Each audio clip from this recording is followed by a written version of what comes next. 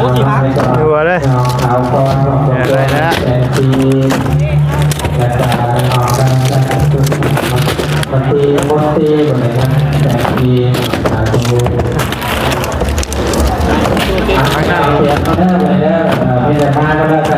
ได้ถังกับพี่เลยได้ถังกับพี่วะแม่ได้ถังนี่เย็นอยู่ในถังนี่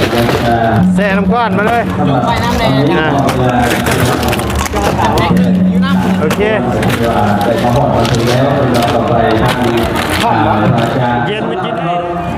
ท่านวัดป่าราชเก้าเนาะคนไหนเนาะเลยให้ทานนี้เขาขึ้นเป็นขบวนพิท้ายครับพวกเครื่องทานน้ำปลาเครื่องทานต่างๆที่ญาติโยมถวายเนาะคนไหนเนาะเขาโต๊ะใดนี่ได้กะให้เอาตรงคืนมันได้จะโดนแผลประจำโต๊ะเราได้โดนอยู่ได้ได้ท่านก้อนอยู่เนาะนับพันก้อนเลยแม่น้ำนี้แก้เป็นไงลูกเนี่ยมันน่าเลยแม่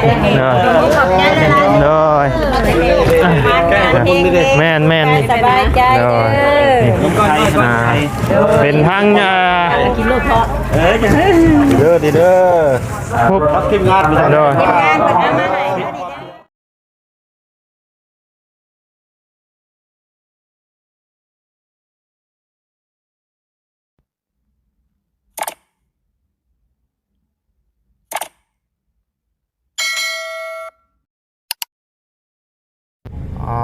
เนาะพี่น้องเลยป้า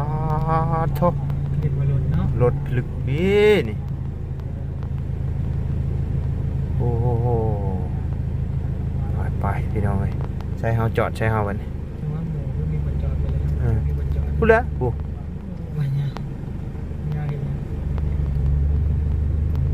วิทย์บ่ละเฮาวันนี้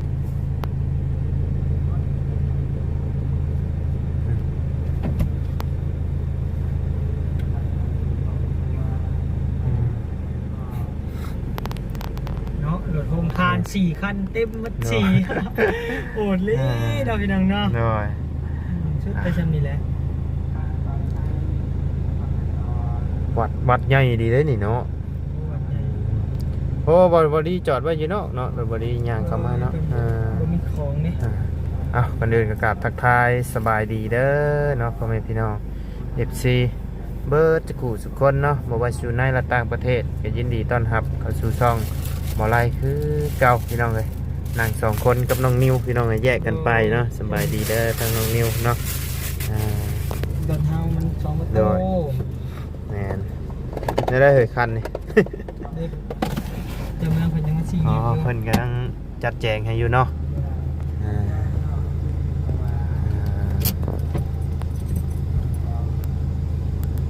เดี๋ยวเบิ่งชมน้ำกันพี่น้องในบรรยากาศเนาะเป็นแน่ได้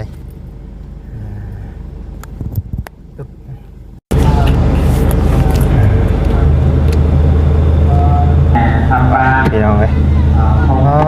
ทุกดูงานอาหารที่ปัจจีนแล้วก็ลงทานมาผมลงทานนี่เนาะไปเนาะมันไปพี่เรื่องไปยังไงเรื่องอะไรยังไม่ใช่ถวายตรงนี้เลยเนาะพี่น้องเป็นน้ำจังตั้งแต่ปีเราจะมาทำทานในรอบครอบครัวแม่ลำพอนกับชาววงบ้านจันทราเราบ้านขนาดไซเราไปทำอยู่พี่น้องเลยว่าถอยแต่โมเลยสิเลยแต่โมมา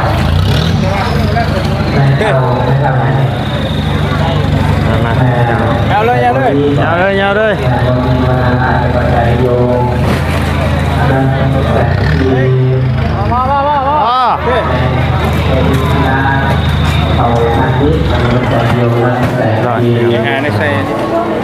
สบายดีเด้อทั้งบอดี้สบายดีเนาะ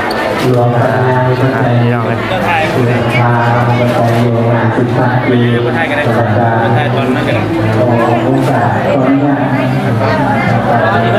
เฮ็ดได้เฮ้ยบัดนี้ FC มีบ่อีก FC เบาไรเนาะ บ่มีโห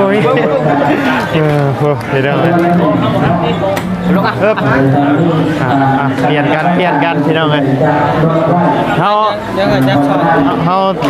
สบายกันบ่ดูได้นี่นะ เดี๋ยวให้เพิ่นคนก่อนก็ได้ เดี๋ยวให้ทั้งนั้นกันไม่เอาลงมาเงี้ยเขา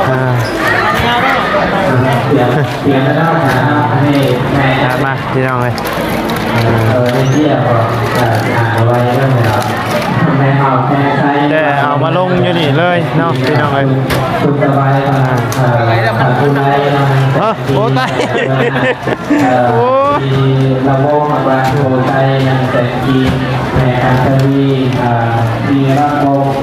ยังแต่กีแต่โปรไตบ้านแม่ออกรุ่นสมัยบ้านสว่างและนาสิพันธี เปลี่ยนกันพี่น้องเอ้ย สมัยประมาณจะมาเล่นต่อที่มาทำดีวันแรกต่อยก็เลยเสียไฟนะไม่เอาตัว ทำบุญอยู่ที่วัดสวรรณเขตเด้อ ตัวมันดีเนาะ เป็นงานใหญ่ได้เลยโดย มันดีกว่าไหนมีปัจจัยอยู่ชาวพันธีแล้วก็หายใจสอนบรรพสวรรค์ได้มีปัจจัยอยู่30,000 ปีในการครอบครัวแม่มาดีเราครอบครัวเราเพียงมาดีของครอบครัวใส่โยม 3,000 ลูกเลยเนาะ แม่นแล้วก็มีขนมน้ำบอกว่าเอาไปลงอยู่ใส่ขนมเนาะลงอยู่พุ่น ครอบครัวแม่ออกสมหมายก็ซื้อน้ำมาแจกก่อนมีประมงน้ำกระจายโยนั่งแสงทีภูอันนี้ก็ในย่างบุญยอวงสำคัญของบ้านของเราใส่ของนายโยนั่งแสงทีและจะอันแรงเป็นงานบุญยังไง งานถวายไอ้ผ้าไตร มาได้ปีดอกก่อน แม่น สวรรณเขตหลายๆคนก็อาจจะผู้อยู่ดีคลิปเขาไว้เตียง โดยแม่น ก่อน แม่มันพี่ ไม่พ่อ แม่บ่ เอ้ยไปนะเรื่องที่ว่าเปลี่ยนกันสู้ๆเด้อ เลย คนละครั้ง โอเคคือเก่า สีมาสีทาบ้านโบบ้านโบสว่างใต้ในตลาดนวลเป็นสะพานพอคอนเสิร์ตบ้านเราดูไปใจยาที่มันด้วย50 บาทอะไรออกเขาอินทวงศ์50 ปีเข้า ก่อนเนาะพี่น้อง โอ้พระไทยวันไหนแก่วิไลชาติโบราณ50 ปี อีก1,000เลยคนพี่น้อง เต็ม 3,000 เลย 3,000รถ4พุ่นละน้ำของบ่บุญก็มีในรถบ่บุญก็มี เตรียมไปเลยนะอะไรแบบนั้นคนสมัยโบราณเตรียม 4 คัน แม่น จะหน่อยก็เอาแต่ก็กลัวในที่ประกาศเขาถามแต่ที่ถูกไหม เต็มเลยเป็น แล้วก็ไปออกกันนะเพราะที่ตะวันของเราหลวงพ่อแสนปีตัวร่องที่สังเกตของตัวแต่ถ้าตัวน้อยที่สังเกตในพอตัว คันนี้น้ำเนาะ อันนี้160เนาะอันนี้บัดนี้พี่น้อง คันนี้100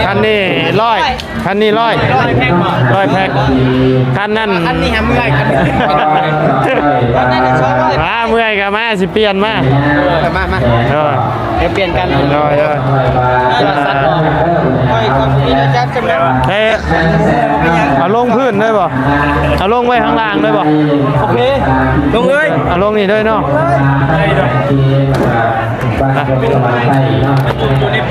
มันอยู่ในแพ็คอยู่บ่เป็นหยังดอกเนาะยันโต๊ะฮัก เดี๋ยวนี้เนาะ คุณมีทางวงเนาะ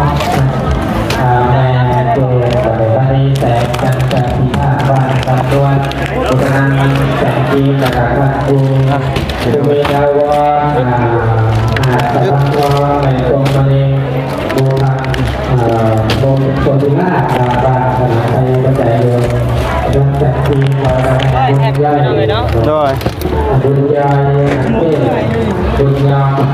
แล้วก็มีขนมน้ำ เทพบุรีบ่อบ้านบุรีไรที่บัญชีแม่กันตอนแต่บัวบ้านบอกว่าลุงพ่อด้วยแต่ปีแต่การทำจุดพานิวิทอาจจะเยอะนักนี่เยอะนักต้นไปเลย โซล่าที่บัญชีแต่การสู่พานิวิทแม่ดาวว่าคอยซัพพอร์ตแต่โดยบางองค์การไปมงคลดังแต่ที่แม่พี่จอมพลังพี่คอยดังคอยซัพพอร์ตโดยที่แม่บ้านนี้มาบ้านบัณฑิตบ้านก็ต้องไปสร้างสามัคคีบ้านแม่ใส่ยินดังบ้านรักเซ็งบ้านสาวต่อแต่ปี สู้ตายสู้ได้ สุดท้าย สู้จนตัวตาย เพิ่นท่านได้แห่ได้นี่เนาะ ปีมาคูณไปแล้วต้องเป็นขบวนปัจจัยเป็นปีมาขบวนเป็นปัจจัยโยนเป็นปีบ้านคนแก่ปัจจัยสะอาดนะครับดูเลยเขาก็อะไรนะเป็นปีและการออกการจัดจุดปฏิมดตีอะไรนะแต่ปีดูข้างหน้าเสียงเขาได้เลยได้มีแต่มาก็ได้แต่ได้ถังก็มีเลย ในทางนี้เหรอแม่นให้ถังนี่เย็นมันอยู่ในถังนี่แช่น้ำก้อนมาเลย ไปน้ำแดงโอเคเย็นมากินได้เด้อนี่เด้อ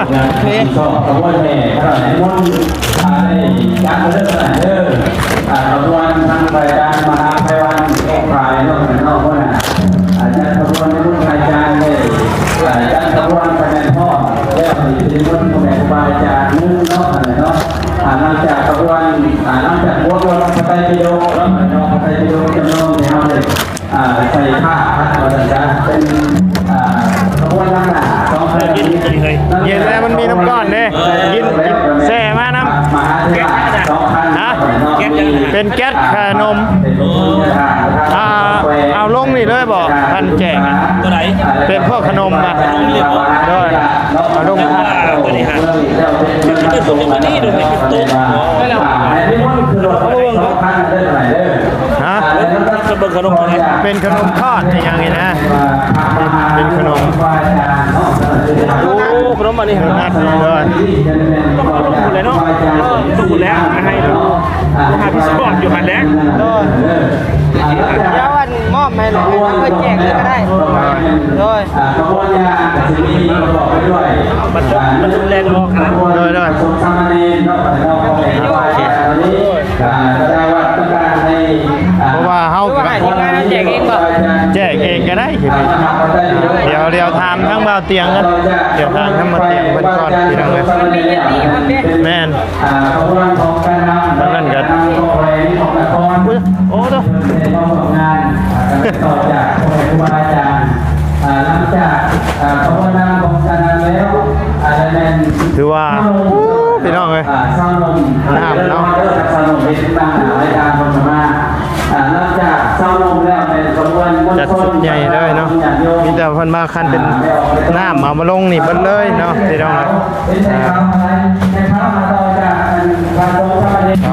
พี่น้องเลย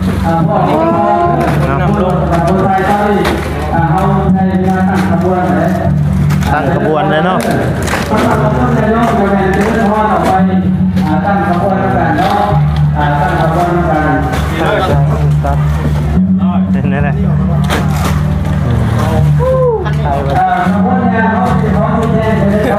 ดูชู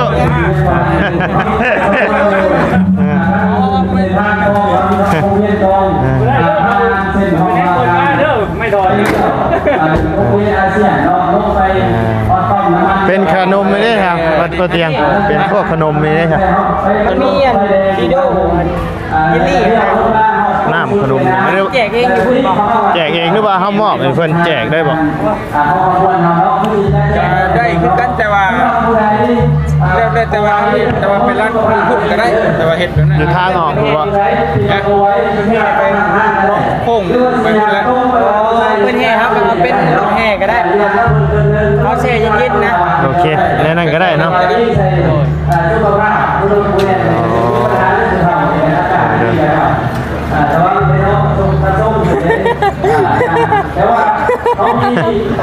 ปามิตาวนี่ไป ได้ รถ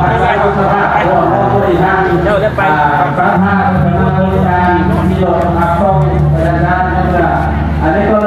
จด ดอง จดชื่อที่ว่าไอ้นี่บ่ ไปเด็ดไปหายน้ำโต๊ะน้ำติ๊กเถอะเด้อเด็ดขนมอยู่ในแก๊สนะจะได้ขนมไป เอารถไปน้ำเลยก็ได้เพราะว่าเป็นย่างไปต้องที่ รถแดก อ๋อมีรถเนาะ แดง อันนี้คือยังเลย คือว่าคนย่างก็มีบ่คนย่างก็มีบ่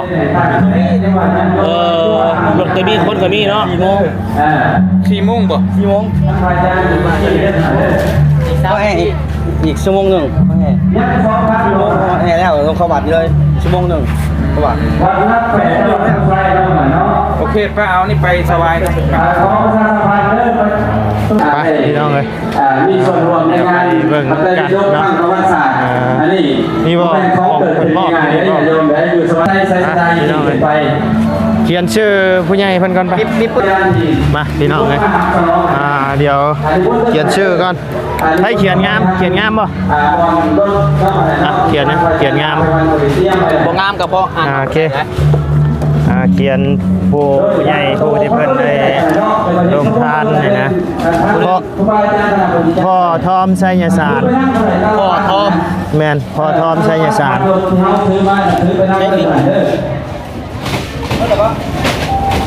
พ่อทอม ทอมแม่นไสยศาสตร์ ประชาสัมพันธ์อีกคนนึงพระอาจารย์มหาเนาะเนาะสวัสดีขับกันสลอง แล้วก็แม่คอนสวรรค์ไสยศาสตร์ ขึ้นรถที่เขาได้ประดับตกแต่งรักการนั่นเท่าไหร่อันนี้ว่าเรื่องขนาดต่อจากพระมหาเถระต่อจากพ่อแม่ครูบาอาจารย์เอาพ่อแม่ครูบาอาจารย์ให้เป็นว่าน้ำหนาเนาะสัญลักษณ์ของความเป็นสิริมงคล ถวายน้ำ ของความหมั่นของแกน ถวายน้ำถวายน้ำแม่นถวายน้ำมา80แพ็คแล้วก็พร้อมขนม เอาซะ ขนมบ่ฮู้จำนวนเนาะยังได้รถไม่ประมาณ ก็ไปแก๊สรถไปหยัง รถแก๊สบ่ เนาะก็ไปแก๊ส 1แก๊สถวายน้ำบ่เจ้า สองแก๊ส ถวายน้ำ80แพ็คเนาะ แม่น ตอนนี้เวลาเฮาสิตั้งกำหนดการให้น้อง2แก๊ส4โมงเขาแจ้งครูบาอาจารย์นั่นเด้อเด้อขบวนเฮาให้เพื่อน4โมงพอดีเพื่อนั่นเพื่อนี่แล้วพอนั้นเฮาลิงใส่ว่า3โมงถึงตั้งขบวนเพื่อมวลชนหลายมันสิก็จะให้ความตีกับบ้านกัน แล้วก็เจ้าก็ลงเลยไป เจ้าก่อนก็ได้ เอาน้ำกันเลยพี่น้องเลยใบเดียวกันเลย บ่วัดไส้เท่าใดน้ำ10แพ็ค เพื่องานในส่วนใหญ่ครูบาอาจารย์ที่สิผ่านขึ้นนี่มาในน้องน้องผู้สิบตีกันจ้ะ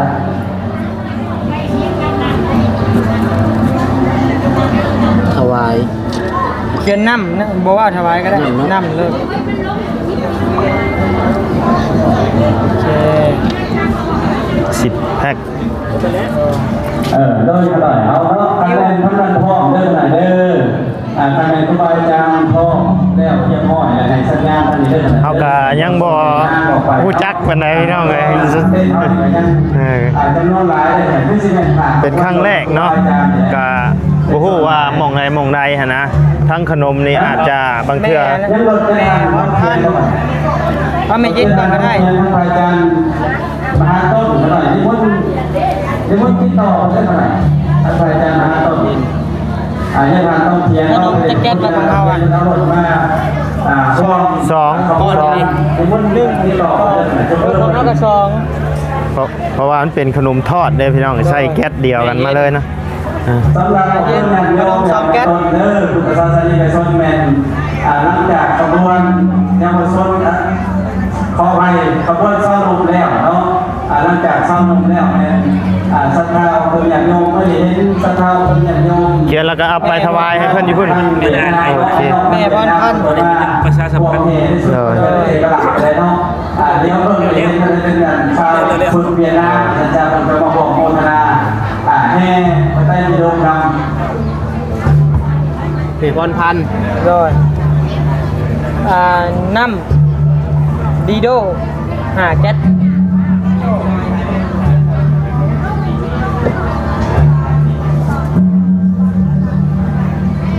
ไม่ยากคุณไปบ่ได้ครับจะเล่นท้องนั่งตั้งวงไม้ผ่าได้สัญญาเด้อ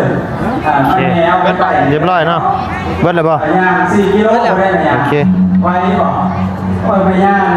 คันว่าปลูกไฟพุ่นไปคือสนใจซ้ำ4 กิโลเนี่ยมันก็ว่าเนาะอันนี้ผู้ยางคือลงเป็นเท่าใดกิโลมันจะเป็นของได้ ไปพี่น้องเดี๋ยวเก็บแล้วไปถวาย เอาไปบ่ขนมนะ เดี๋ยวแป๊บนึงเอานี่ไปถวายกันนะ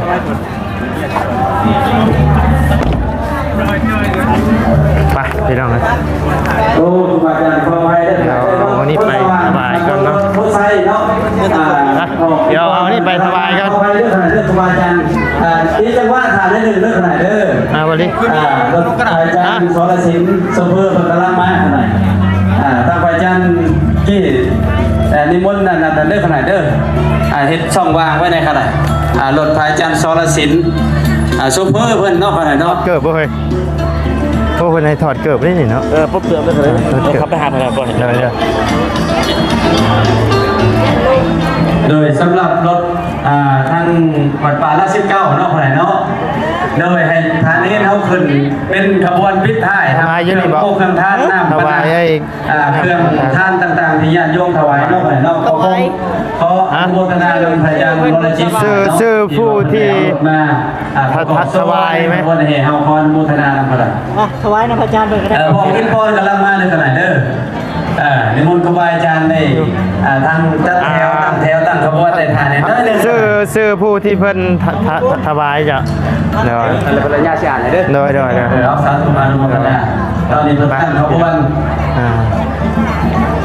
ตอนนี้เวลาเฮาอยู่ที่3:47 นาทีเนาะขณะเนาะคือสิพ่อว่าซั่นซะฮอดเวลา4:00 นาทีคือสิพ่อตอนนี้กำลังตั้งขบวนกำลังตั้งขบวนในตอนนี้เพื่อถ่ารถถ่ายังอันนี้แหละจังว่าเพิ่นตั้งเวลาว่า4 โมงได้เริ่มตั้งขบวนสิเข้าภาย3 โมงครึ่งเริ่มตั้งขบวน4 โมงให้ได้เคลื่อนนี่แหละเพิ่นเลี้ยวเห็นว่างานแต่ละอันนี่เพื่อสิได้ลงโต๊ะนี่ ไปพี่น้องเดี๋ยวเอาขนมลงไปมอบให้ผู้ที่เพิ่นแจกเครื่องเนาะเพราะว่าเฮาสิไปแห่เนาะพี่น้องย่านมันบ่ตวงบ่ทันเนาะมีแต่ว่ามอบให้ทางเพิ่นเลยเนาะพี่น้อง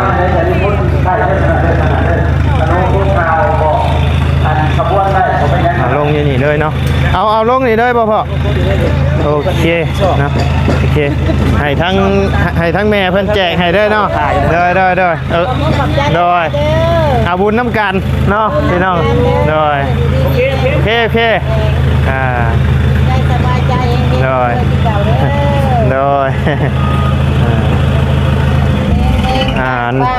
น้ำนี่เฮาใส่เอาไปแจกตอนเพิ่นแห่ด้วยก็ได้เนาะโอเค เดี๋ยวขี่น้ำก้น มีแต่ขนมน้องนี่จับเดี๋ยวอันนี้โมเมนต์พอ ถือไปจากโต๊ะใดนี่ได้กะให้เอาตรงคืน อึ๊บ มันจะโดนให้ประจำโต๊ะเขา อึ๊บ ได้พันก้อนอยู่ ได้เนาะ รับพันก้อนไปเลย แม่นน้ำนี้ แก้เป็นไงลูกเนี่ย มันนั่งเลยขอบใจเลยนะ โดยแม่น สบายใจเด้อ เป็นทั้ง กินลูกเพาะ เด้อดีเด้อพวกทีมงานโดย งานเป็นอะไรให้ดีเด้อเตียง โดยทีมงานบ่าวเตียงทองเนาะฮะ เตียงหยังเตียงทอง บ่าวเตียงทองอย่าเตียงทอง หน่วยได้คำนี่ได้ คนใหญ่เด้อนี่ก็เป็นโดย เตียงคนรอ นะ เลยเป็นทีมงานของเพื่อนอย่าทีมงานของเพื่อน เห็นบอก ชิมพอ เสื้อขาวคือข่อยนี้ ชิม ก็ควรดีนะ ชิมมึงดูพอแซ่บป่ะได้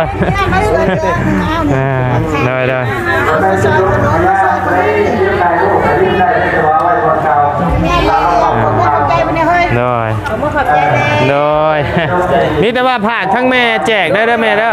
โดยก็ชีไปแห่น้ำเพิ่นเนาะเดี๋ยวเอาน้ำแช่ลงเลยนี่บ่แช่ลงเลยเนาะโอเคพี่น้องเลยจังหวะลองชิมมึงเด้อแม่เด้อชิมเลยชิมเลย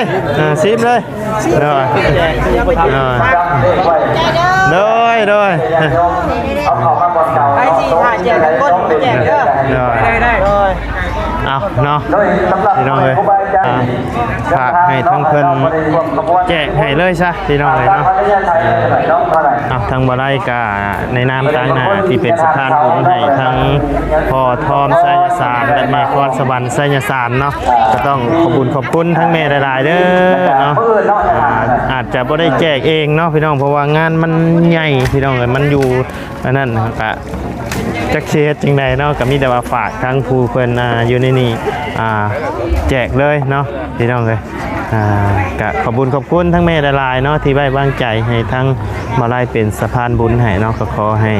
พ่อกับแม่อยู่ดีมีแฮงความเจ็บบ่ให้ได้ความไข้บ่ให้มีเด้อเนาะปรารถนาสิ่งใดก็ขอให้ได้สมความมุ่งมั่นดังปรารถนาเนาะบ่ว่าเสร็จธุรกิจการงานหยังก็ขอให้เฮงๆปังๆร่ำๆรวยๆตลอดปีและตลอดไปเด้อแม่เด้อโรคที่เป็นอยู่ตอนนี้ก็ขอให้เศร้าไวๆเนาะหน่อย